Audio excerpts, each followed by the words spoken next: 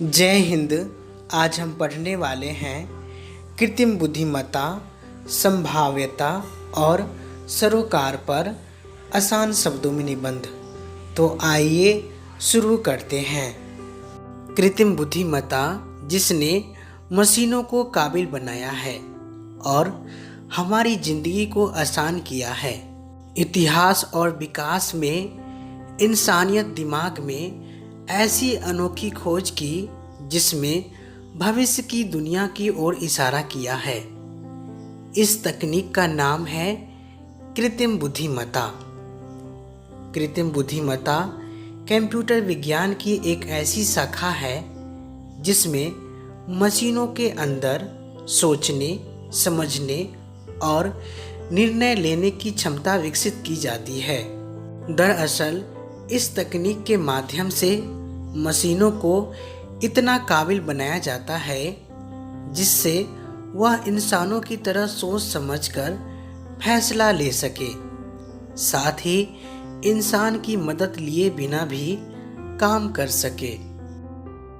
कृत्रिम बुद्धिमत्ता के बारे में दुनिया को सबसे पहले जॉन मैकार्थी ने बताया था। इसी वजह से उन्हें कृत्रिम बुद्धिमत्ता का जनक कहा जाता है। 1956 में वह डार्टमाउथ कॉलेज की एक कार्यशाला में शामिल हुए और कृत्रिम बुद्धिमत्ता के बारे में विस्तार से जानकारी दी। कृत्रिम बुद्धिमत्ता के इस कहानी की तरह जॉन मैकार्थी ने बताया था कि कृत्रिम बुद्धिमत्ता उच्च कोटि का कंप्यूटर विज्ञान है जिसकी मदद से मशीनों में बुद्धिमत्ता का विकास किया जाता है। इसके माध्यम से रोबोट और कंप्यूटर प्रोग्राम बनाए जा सकते हैं। इस तरह की मशीन मानव मस्तिष्क के सिद्धांत पर कार्य करती है। वैसे तो कृत्रिम बुद्धिमत्ता कई प्रकार के होते हैं, लेकिन मुख्य रूप से इन्हें 4 प्रकारों में बांटा गया है। पहला पूर्ण प्रतिक्रियात्मक, दूसरा सीमित स्मृति, तीसरा मस्तिष्क सिद्धांत और चौथा आत्मचेतन। सबसे पहले हम पूर्ण प्रतिक्रियात्मक कृत्रिम बुद्धिमत्ता की बात करते हैं। यह कृत्रिम बुद्धिमत्ता पूरी तरह से प्रतिक्रियात्मक होती है। इसका मतलब यह है कि क्रिया के जवाब में प्रतिक्रिया मिलती है। सीमित स्मृति कृत्रिम बुद्धिमत्ता की बात करें तो इस श्रेणी में ऐसी मशीनों को रखा जाता है जिसमें थोड़ी मेमोरी होती है। इसका सबसे अच्छा उदाहरण सेल्फ ड्राइविंग कार है। यह पुराने अनुभवों को याद रख सकती है और भविष्य में उसका इस्तेमाल कर सकती है। अब आपको हम मस्तिष्क सिद्धांत कृत्रिम बुद्धिमत्ता के बारे में बता रहे हैं। यह मानव मस्तिष्क के सिद्धांत पर आधारित है। इसमें सूचनाओं को समझने के लिए उन तर्कों का इस्तेमाल किया जाता है जो इंसानी दिमाग करता है।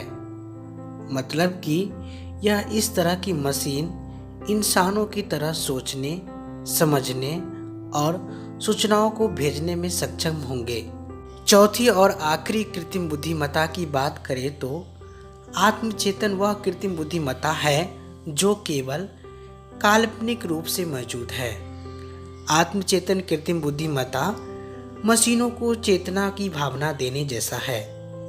उन्हें उनके अस्तित्व और कुछ हद तक उनकी क्षमताओं के बारे में जागरूक करना है। कृत्रिम बुद्धिमत्ता की संभावित अनुप्रयोग और प्रभाव व्यापक है।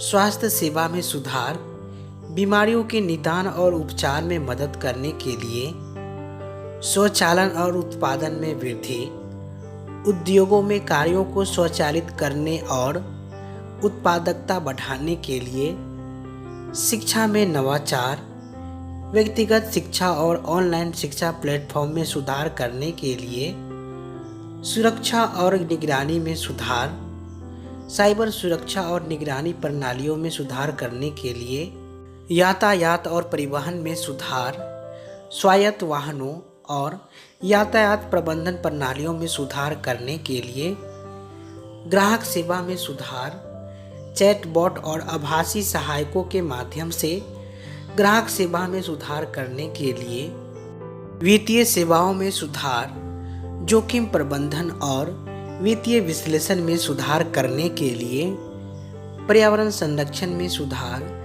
जलवायु परिवर्तन और पर्यावरण संरक्षण में सुधार करने के लिए आदि शामिल है। हालांकि कृत्रिम बुद्धिमत्ता के साथ जुड़े कुछ जोखिम और चुनौतियां भी हैं, जैसे कि रोजगार पर प्रभाव, निजता और सुरक्षा के मुद्दे, नैतिक और चुनौतियां, तकनीकी त्रुटियों और दुरुपयोग की संभावना आदि शामिल है। दोस्तों, वीडियो कैसी लगी कमेंट बॉक्स में ज़रूर बताएं। मिलते हैं अगले वीडियो में, तब तक के लिए जय हिंद, वंदे मातरम।